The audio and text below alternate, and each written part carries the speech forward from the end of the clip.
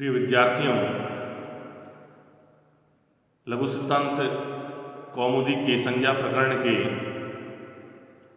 इस अंतिम कालांश में आप सभी का स्वागत है।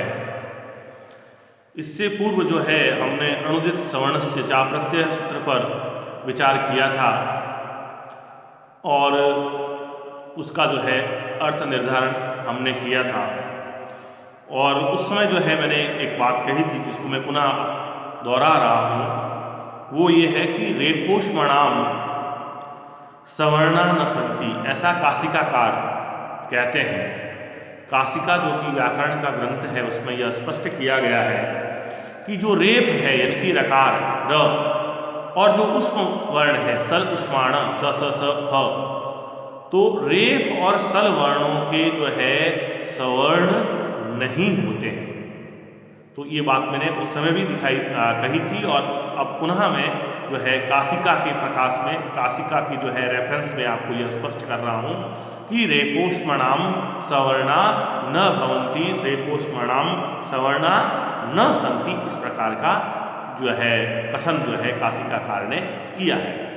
अब जो लघु सिद्धांत कौमुदी के संज्ञा प्रकरण में अग्रिम सूत्र है वह सूत्र है परः सन्निकर्षः संहिता।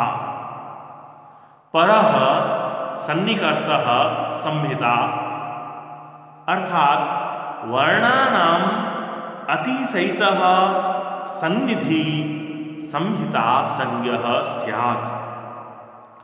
वर्णों की जो अतिशय सन्निधि है वह संहिता संज्ञक कहलाती है। वर्णों की जो अतिशय अत्यंत जो सन्निकटता है, सन्निधि, सन्निधि सम्यक निधि, बहुत सन्निकटता, समीपता, वह सन्निधि, वह अतिशय जो समीपता है वर्णों की, अव्यवहित जो समीपता है वर्णों की, वह संहिता संज्ञक होती है या उसकी संहिता संज्ञा होती है। पर वर्णानाम यह परः सन्निकर्षः वर्तते, वर्णों का जो अत्यंत सानिध्य है, जो अव्यवहित सानिध्य है, जो अबाधित, जिसमें कोई बाधा नहीं है उच्चारण की, ऐसा जो अबाधित अव्यवहित अतिशय सामीप्य या अतिशय जो सन्निधि है वह संहिता संज्ञक होती है। यहाँ अतिशय समीपता या अतिशय सन्निधि से तात्पर्य केवल इतना है कि वर्णों के मध्य में अतिशय समीपता है, अर्थात वर्णों के बीच में व्यवधान रहित उच्चारण है। दो वर्णों या अनेक वर्णों के बीच में जब कोई किसी प्रकार का व्यवधान नहीं होता है तो उसको हम जो है क्या कहेंगे, अतिशय सन्निधि कहेंगे, अतिशय समीपता कहेंगे। तो यह जो व्यवधान रहित जो उच्चारण है वर्णों का वह संहिता कहलाता है। इस प्रकार का सूत्र का जो है अर्थ निर्धारण जो है वृत्ति के द्वारा होता है। उदाहरण के लिए हम जो है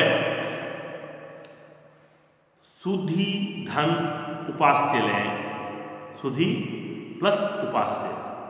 अब यहाँ पर अगर हम सुधि प्लस उपास्य इसको लेते हैं तो सुधि का इकार है, सुधि में जो बड़ा ई है इकार, और उसके आगे उपास्य में जो उकार है, इन दोनों को जो है बिना किसी व्यवधान के जब उच्चारण करते हैं तो उनकी जो समीपता बनती है, शुद्ध्यु, ध ई और उ, शुद्ध्यु, तो इस प्रकार से जो है ई और उ इन दोनों के बीच में किसी अवान्तर अन्य वर्ण की व्यवधान के बिना की जो ये समीपता है वो संहिता पद वाच्य है, ये हमको ध्यान में रखना चाहिए।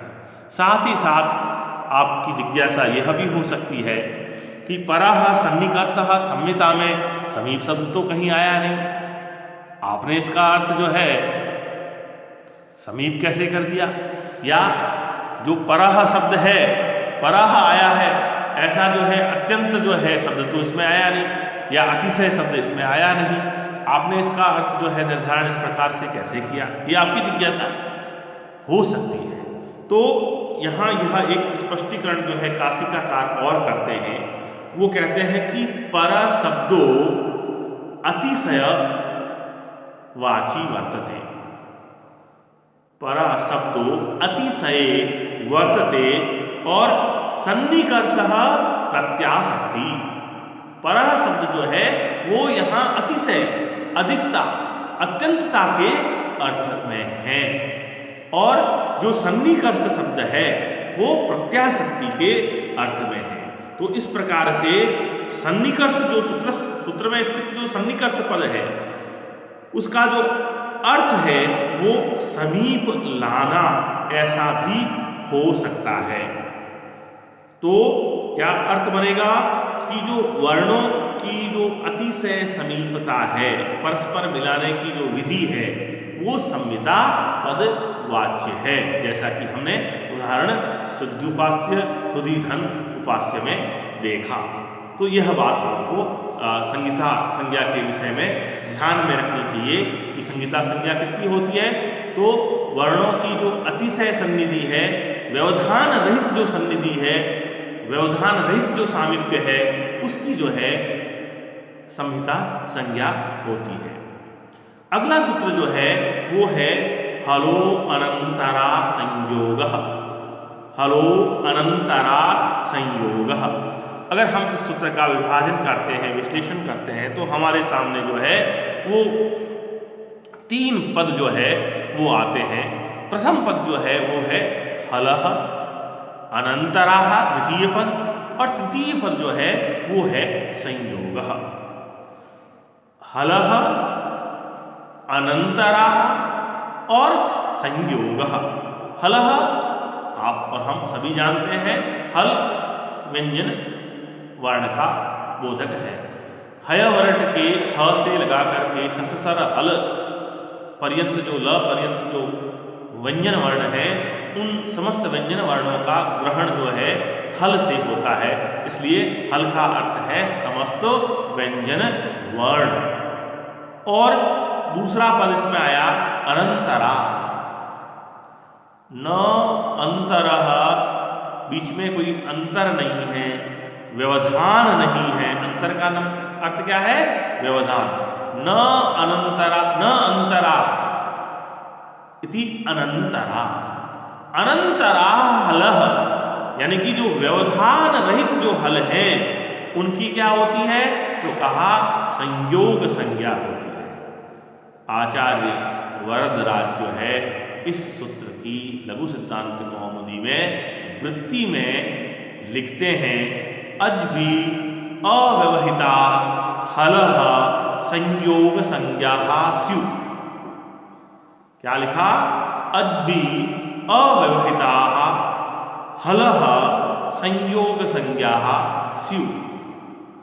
अचों के व्यवधान से रहित, अच भी अव्यवहिता, अव्यवहिता इति व्यवधान रहिता। व्यवधान जो होता है हमेशा किसी एक जाति में विजातीय के आ जाने से, या एक वर्णीय में किसी अन्य वर्णीय के आ जाने से ही होता है। तो यहाँ हल जो संज्ञक है, उन हल संज्ञक में अच संज्ञक का आ जाना क्या कहलाएगा? व्यवधान कहलाएगा। इसलिए वृत्ति में आचार्य स्पष्ट करते हुए लिखते हैं, अच भी अव्यवहिता हलः, अचों के व्यवधान से रहित जो हल हैं, विशुद्ध हल, हल का अर्थ यहाँ अच से युक्त नहीं, अच से युक्त होते तो व्यवधान हो जाएगा। ऐसे विशुद्ध जो हल हैं, उन विशुद्ध हल वर्णों की, हल का मतलब हल वर्ण, व्यंजन वर्ण, उन व्यंजन वर्णों की क्या होती है? तो कहा संयोग संज्ञा स्यु, उनकी संयोग संज्ञा होती है। एक बार आप पुनः जान लें कि यहाँ व्यवधान का जो तात्पर्य है, व्यवधान का जो अभिप्राय है, वो अच के व्यवधान से है। क्यों? क्योंकि जो व्यवधान होता है वो हमेशा जो है विजातियों से ही होता है, विजातियों का ही होता है, सजातियों का नहीं होता है। और जो सूत्र में जो हल पद आया, हलह, ये पद जो है जाति बहुवचनांत है, अर्थात इससे दो या दो से अधिक जो हल वर्ण हैं, व्यंजन वर्ण हैं, उनका ग्रहण हमको करना चाहिए। तभी जो है उन दो या दो से अधिक हल व्यंजन वर्णों के मध्य में जो है वो संयोग होगा, संयोग संज्ञा होगी। तो इस सूत्र का जो गतार्थ है वो इस प्रकार से निर्धारित होता है कि यदि स्वर वर्ण का व्यवधान न हो तो जो है दो या दो से अधिक जो व्यंजन वर्ण हैं उन व्यंजन वर्णों की क्या होगा? सानिध्य होगा, संयोग होगा और उसकी संयोग संज्ञा होगी। ये हमको ध्यान में रखना चाहिए। जैसे उदाहरण के लिए हम एक पद लेते हैं, एक शब्द लेते हैं, कर्ण। अब इस कर्ण में क्या है? क, उसके पश्चात अ, र और उसके पश्चात ण और फिर उसके पश्चात अ। अब यहाँ पर र और ण ये दो व्यंजन हैं।